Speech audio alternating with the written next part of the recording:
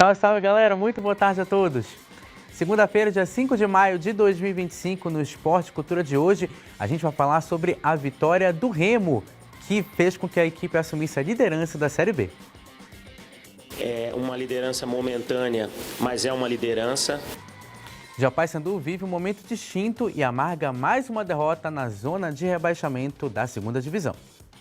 Naturalmente, se a gente passa nessa quantidade de jogos sem vencer, porque está faltando alguma coisa. E o azulão arabaense, o Águia, segue invicto na Série D e cada vez mais confiante no acesso. Acho que foi merecimento a gente achar o gol na parte final do jogo. Isso e muito mais agora no Esporte Cultura. Sejam todos muito bem-vindos a mais uma edição do Esporte Cultura. Lembrando, como sempre, participe do programa conosco no nosso número de WhatsApp que está aparecendo aí na tela. Hoje a escalação do Esporte Cultura com a Jordana Crumpanzi. Boa tarde, Jordana. Boa tarde, Matheus, Valmir. Um abraço para todo mundo que está em casa e eu estou aqui hoje pelos memes. E o Valmir Rodrigues. Boa tarde, Valmir. Boa tarde, prazer estar com vocês aqui. A gente começa o programa de hoje falando sobre o Leão, que é até então líder da Série B. O Remo venceu e com os outros resultados ajudaram o time azulino a se manter na liderança da segundona. Outros jogos vão ocorrer hoje, mas o torcedor está com o secador ligado. E o Esporte Cultura vai te contar um pouco mais sobre a partida contra o Amazonas. Bora conferir. Em lados opostos na tabela de classificação, Remo e Amazonas entraram em campo no estádio do Mangueirão pela sexta rodada da Série B. O Leão tinha a oportunidade de garantir a liderança da competição em caso de vitória. E o time azulino pressionou logo nos minutos iniciais em busca do resultado. Pedro Rocha tentou, mas a defesa desviou. Na sobra, quem apareceu foi Felipe Viseu, mas a bola foi para o alto. E não demorou muito para o Leão abrir o placar. Aos 19 minutos, após cobrança de escanteio, Pavani achou a bola em meio à marcação e cabeceou para o fundo do gol. O Amazonas respondeu na sequência, em cobrança de falta de Jackson, mas foi parado por Marcelo Rangel. Em seguida, o Leão levou mais uma vez perigo. Pedro Rocha recebeu na entrada da área e arriscou de longe, mas o goleiro Renan defendeu. O Remo seguiu pressionando. Janderson tocou para Viseu, que chutou cruzado e a bola passou perto do gol. A gente não conseguiu no primeiro tempo ter mais o controle do jogo, ter mais essa tranquilidade, mesmo depois de ter feito o gol, a equipe continuou também ansiosa, né? Tinha espaço para trabalhar melhor a bola, com um pouco mais de tranquilidade, rodar mais o jogo na busca pelos espaços, mas mesmo assim ainda criou boas situações. O Amazonas rondou muito a nossa área, teve numa cabeçada de bola parada o seu grande momento, né? Alguns chutes de fora da área também que foram defendidos pelo Marcelo. Na volta do intervalo, o Remo queria ampliar o placar. Pedro Rocha chutou cruzado e mais uma vez a bola passou perto do gol e foi para fora. Na sequência, Alisson cometeu falta em Marcelinho e levou o segundo amarelo e foi expulso. E o Amazonas teve que seguir boa parte da segunda etapa com um a menos. Na reta final de jogo, o estreante com a camisa azulina, Regis, recebeu e com habilidade desviou da marcação e fez o gol que seria o segundo do Leão. Mas após análise do VAR, a arbitragem anulou o gol. Fim de papo. Remo 1, Amazonas 0. E as equipes seguiram em lados opostos na tabela de classificação, mas desta vez com o Leão no topo. É uma tarde e noite feliz, porque independente de como foi o jogo, é mais uma vitória.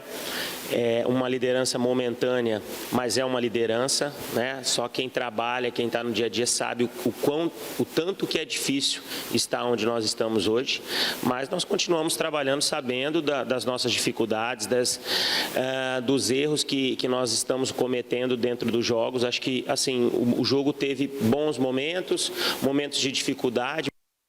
O time paraense não dormia na liderança da Série B do Campeonato Brasileiro desde 2015. Naquela ocasião, na 10ª rodada, o Paysandu venceu o Atlético Goianiense no Mangueirão e passou um dia na liderança. No dia seguinte, o Botafogo vence Sampaio Corrêa e retoma a primeira colocação.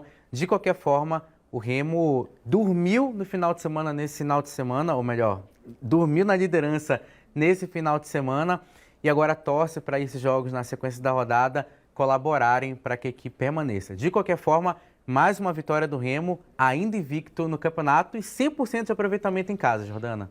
Eu acho que foi tudo muito interessante, porque os resultados também ajudaram, né, nesse final de semana, mas de qualquer forma, eu acho que é um jogo que deixou o torcedor e o elenco muito mais confiante do que já estavam nesse início de Série B. Por quê? Era um Remo que está vencendo, que está invicto, que está convencendo, mas ainda assim tinha algumas falhas dentro de campo. E a gente falava que o esquema tático do Daniel Paulista, ele exige um camisa 10. O Regis conseguiu estrear depois de um período lesionado, 4 semanas de lesão, teve que fazer um tratamento e eu acho que ele já assume essa camisa 10 do Clube do Remo, a posição no caso, de uma forma muito interessante e mostrando realmente o que veio. Que jogada linda, o que seria o gol, né? Que foi... Do GG, né?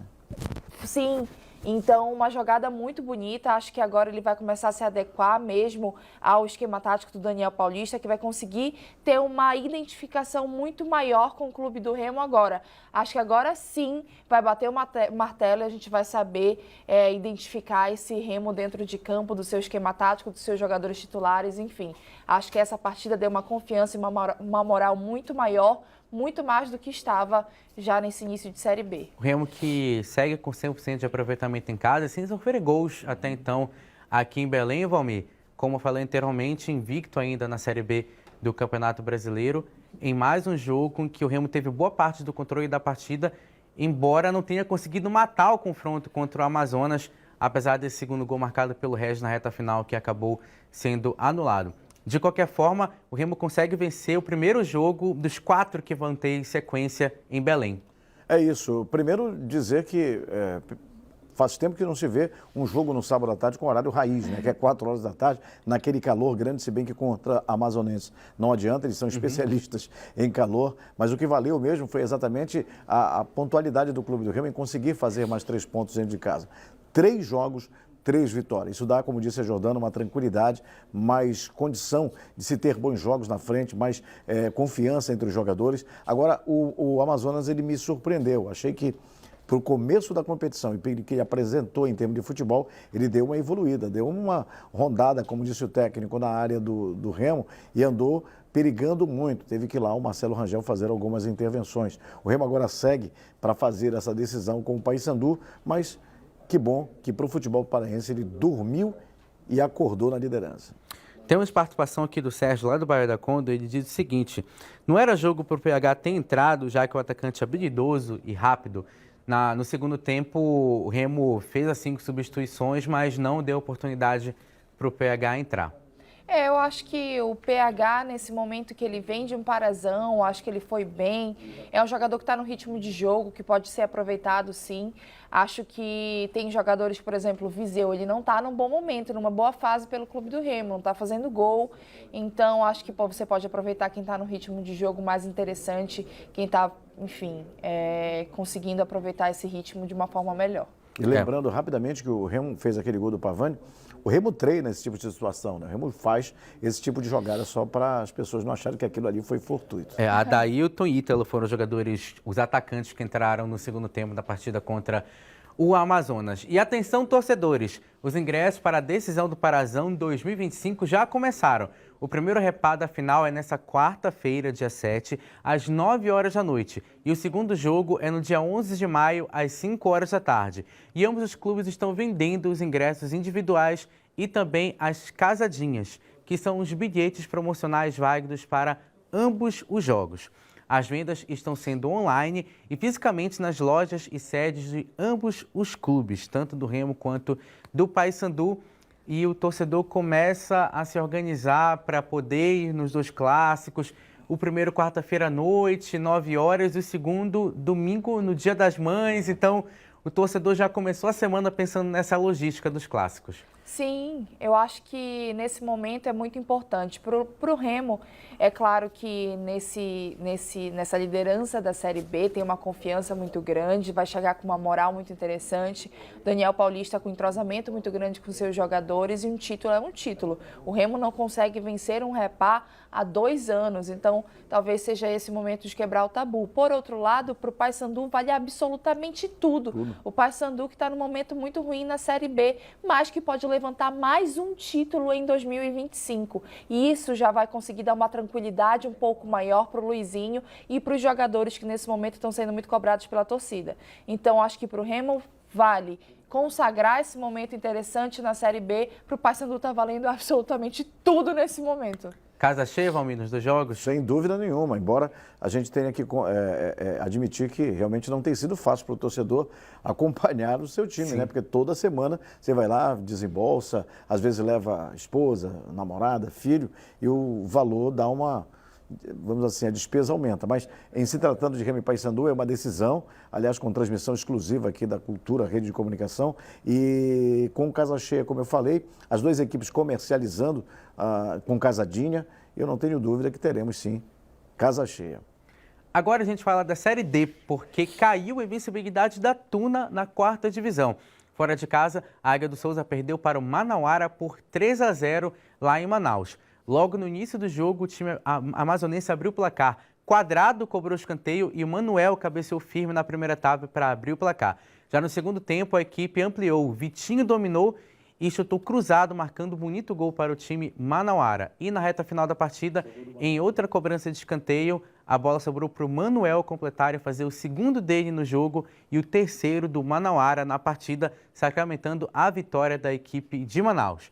Além de perder a invencibilidade na competição, a Tuna também perdeu a liderança do Grupo A1. Agora a Tuna é a 3ª colocada com 6 pontos somados. Na estreia do goleiro Vinícius, a Tuna acabou sendo derrotada por 3-0 para o Manauara, Jordana. O Vinícius chamou o gol, né? Chamou 3.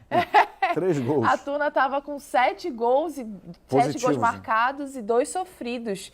Então, acho que... Agora também essa oscilação da Tuna, a gente está falando isso desde o Campeonato Paraense. Você tem um jogo muito bom e o outro, teu rendimento cai muito.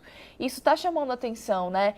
No jogo aqui no Souza, contra o Trem, realmente foi um jogo desorganizado no primeiro tempo. O Alex Silva não foi muito bem. Os jogadores estavam com rendimento baixo. De repente, no segundo tempo, virou Bayern de Munique. Entrou todo mundo de vermelho em campo. Mas essa oscilação de rendimento dos seus jogadores e estava com força máxima. Eu acho que isso é um problema que deve ser organizado, principalmente pelo técnico. Acho que isso mostra que está tendo um problema de funcionamento tático aí para o Inácio. Eu continuo acreditando na classificação da Tuna.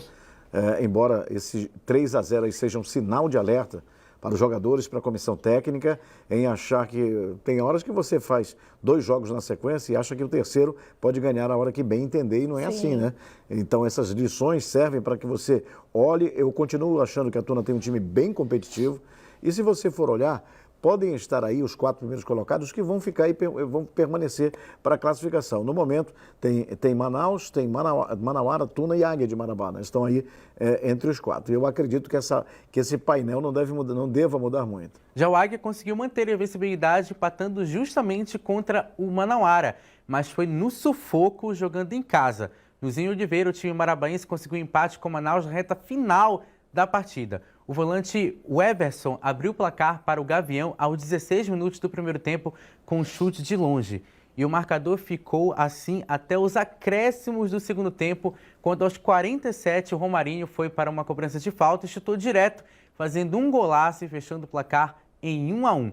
Com o resultado, o Azulão manteve a invencibilidade e chegou a 7 pontos na tabela de classificação e segue na 2ª colocação do Grupo A1. E o técnico Silvio Criciúma falou sobre a dificuldade desse confronto. Vamos ouvir. No primeiro chute do Manaus, muita felicidade e gol. E um time experiente. Acredito que ao longo do jogo nós tivemos mais de 20 escanteios e o Manaus acho que não teve 5. Faltas laterais, acredito que a gente tenha tido aí, 10, o Manaus teve 5. Oportunidade de gol tivemos muito mais que o Manaus. Um time que em momento algum desistiu do jogo. Para ganhar o jogo a gente tinha que empatar primeiro, né? e a gente não conseguiu esse empate antes para ter mais tempo para vencer, né? E eu acho que foi merecimento a gente achar o gol na parte final do jogo.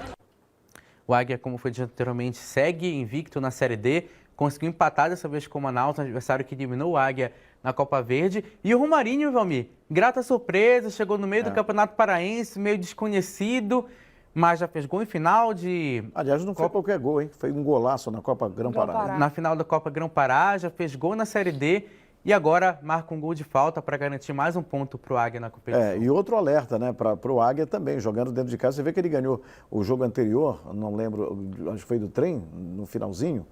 Contra o Manauara, né? O Águia vence na primeira rodada a equipe do trem. Lá fora. E depois vence o Independência fora. Independência, né? Ganhou dentro de casa, também já havia ganho dentro de casa em cima da hora. E agora fez esse empate em cima da hora. Menos mal que ele está invicto e o Silvio Criciúma já entendeu. Tá aí, ó, estamos vendo o gol do Romarinho, um gol de inteligência. A barreira foi feita, o goleiro foi para o lado de lá, justamente para o lado da barreira, ele viu a possibilidade e é um jogador de inteligência. Não sei se pela 17 aí ele está entrando no segundo tempo, mas já tem feito por merecer a titularidade. E só uma correção, foi o Gás que o Águia venceu na primeira rodada. Venceu o Gás, ganhou a Independência e agora empatou contra o Manaus.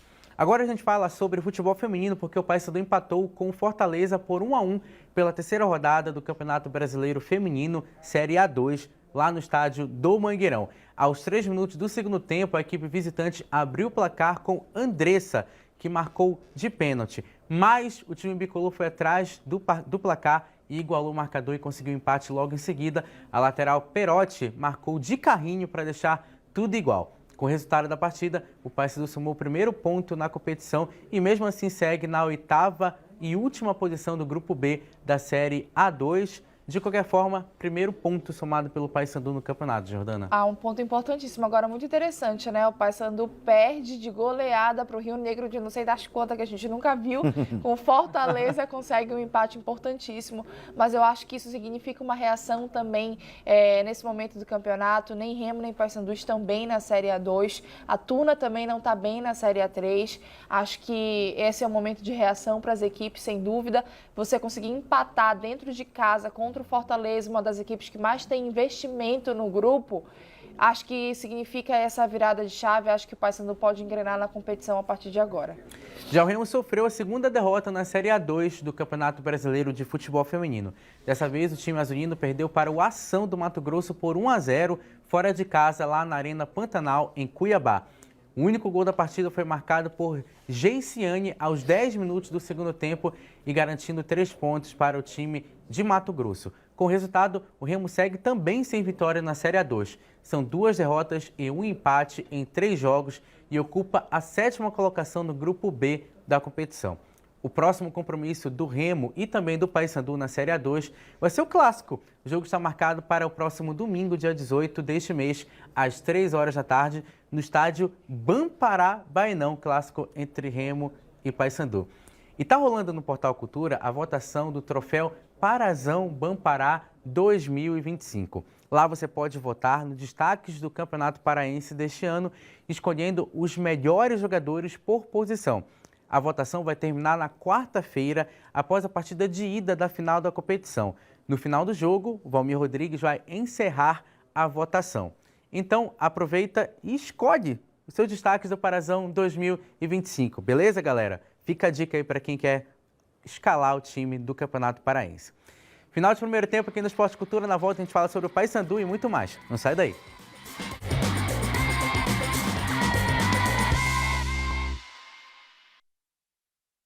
Estamos de volta com o Esporte Cultura. A gente começa o segundo bloco falando sobre o Paysandu, porque o Papão amargou mais uma derrota na Série B diante do Volta Redonda. O Papão foi derrotado por 1-0. O gol foi marcado por Gabriel Bahia em cobrança de escanteio já na reta final do jogo. Com o resultado, a equipe bicolor é vice-lanterna da segundona na 19ª colocação. E o técnico Luizinho Lopes falou sobre o desempenho da equipe no jogo de sábado. Vamos ouvir. Enquanto a bola está rolando e o juiz não apitar o final da partida, né, você tem que estar atento até o último segundo. Assim nós fomos coroados com um gol lá contra o Goiás, né, e hoje fomos penalizados no último segundo. Naturalmente, se a gente passa nessa quantidade de jogos sem vencer, porque está faltando alguma coisa, né? E entre tomadas de decisões, né? Não só isso, um contexto geral, a gente tem que estar se ajustando melhor. Eu preciso também, né, talvez organizar melhor a equipe dentro de campo para que os jogadores possam tomar melhores decisões. O Paysandu completou 9 jogos sem vencer na temporada, a mesma quantidade de jogos que, por exemplo, no ano passado, culminou a demissão do Hélio dos Anjos. O Hélio dos Anjos também passou 9 jogos sem ganhar, todos na Série B. Tem jogo da Copa Verde nesse período em que o Paysandu passou os 9 jogos sem vencer. E agora para um concorrente direto na luta contra o rebaixamento. Olha, eu acho que o Luizinho está se mantendo no comando do Paysandu por conta da sequência de jogos.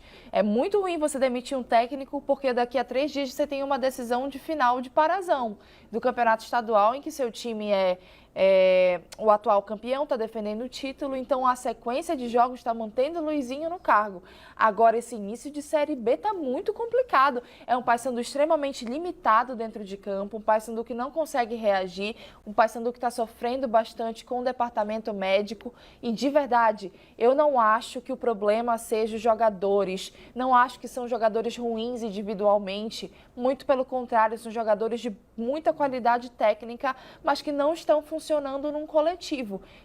É um coletivo extremamente limitado, como eu já falei, tanto no seu ataque, acho que teve uma evolução muito grande na defesa, mas ainda assim extremamente limitado dentro de campo, aposta muito em ligações diretas porque o seu meio de campo não funciona.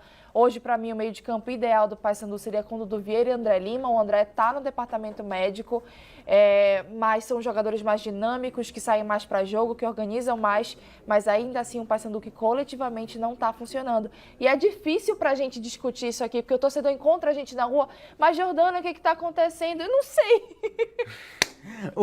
O Paysandu, que agora são apenas 2 times que não venceram ainda na Série B. O Paysandu e o Amazonas, que foi derrotado pelo Remo nessa rodada. Eu vi alguns torcedores do Paysandu já estão preocupados desde o início da Série B. Outros começaram a se preocupar com os primeiros resultados, nas primeiras rodadas. Mas, depois do jogo de sábado, já dá para perceber um discurso diferente, um discurso de muita preocupação dos torcedores bicolores. Dá para compreender, Valmir? Eu diria que o limite do torcedor do Paysandu acabou. O torcedor vinha dando algum desconto por algumas atuações boas. Acontece também que não dá para deixar tudo só na conta do Luizinho, claro que ele faz parte do todo, ele que escala o time, ele que toma as decisões, ele que treina, ele que dá a ideia de jogo. Mas no momento em que o Benítez perde um gol de forma amadora, daquele jeito, fura, e que o Marlon entrou, aliás, as 2 melhores oportunidades de gol foram do Paysandu. A que o Benítez furou e a outra do Marlon, que a bola dá uma quicada e ele chuta para cima. A rigor, a equipe do Volta Redonda fez lances de bola parada, uma que o Matheus teve que voar e tirar, mas o Paysandu se deixou envolver, porque eu acho que o Volta Redonda é um time ainda fraco tecnicamente. Não acho que tudo é só na conta do Luizinho. A gente tem interação aqui no Esporte Cultura, do Nilson Almeida, lá na Terra Firma, ele diz o seguinte: uma derrota no primeiro repá pode já derrubar o técnico do Paysandu? Como remite, estou muito preocupado, Valmir. Aí pode, né? Porque sabe o que vai acontecer? Pressão, porque o cara, nós estamos mal na Série B. Já tem a derrota no primeiro jogo com o Remo embalado. O Remo dá um tempo agora na Série B e líder. Só vai agora pensar em Campeonato Paraense. Então vai ficar meio complicado. Sabe aquela sobrevida que a gente tem no videogame? Foi o que aconteceu com o Luizinho, eu acho, com o título da Copa Verde. Exatamente. Agora o Paysandu muda a chave mais uma vez e foca na decisão do Parazão Bampará, que ocorre nesta quarta e domingo. E o Luizinho falou sobre o que precisa ajustar na equipe para tentar buscar o título. Bora conferir. Bom, o Luizinho falou a respeito das alterações, das modificações que precisa fazer no time do Paysandu, principalmente do ponto de vista tático e técnico, nesse clássico contra o Clube do Remo, que vai ser disputado na quarta-feira, 9 da noite, e no domingo, 5 horas da tarde, e com transmissão da TV Cultura. A gente fala agora sobre Brasileirão. Ontem o Palmeiras venceu o Vasco por 1-0 no estádio Mané Garrincha, em Brasília. Semana, Tailândia recebeu mais uma edição do projeto Nocaute na Violência, criado em 2013 pelo pugilista Zezé do Boxe. Essa foi a primeira edição do projeto em 2025 e se consolida como um dos principais programas de desenvolvimento e valorização do esporte no estado do Pará. O evento contou com 16 lutas no card e com a presença de várias academias das regiões do Pará, além de equipes nacionais que desembarcaram nesta sexta-feira para integrar o card principal. O Nocaute da Violência se firma como uma grande celebração do esporte, como ferramenta de desenvolvimento humano e também social. Agora bora chegar na parte que a Jordana mais queria no programa de esporte, que são os memes. Bora ver o que viralizou nesse final de semana. Coloca o primeiro. Com cara de bravo, tá nervoso. Ah, cara, é o Remo perguntando pro Paysandu a situação do time na Série B. Esse meme é muito bom, tá? Esse daí da época do programa Pânico. Roda o segundo meme. Sei lá, diabo que me dá, mano. Fala, torcedor do Paysandu, sobre os últimos jogos do time na Série B. Sei lá que diabo que me dá. Eu queria mudar. Essa música é excelente, tá? Inclusive. Cabe bem, né? Mas a vida me ensinou a ser assim. Roda o terceiro meme. O torcedor não vou mais no estádio no outro dia.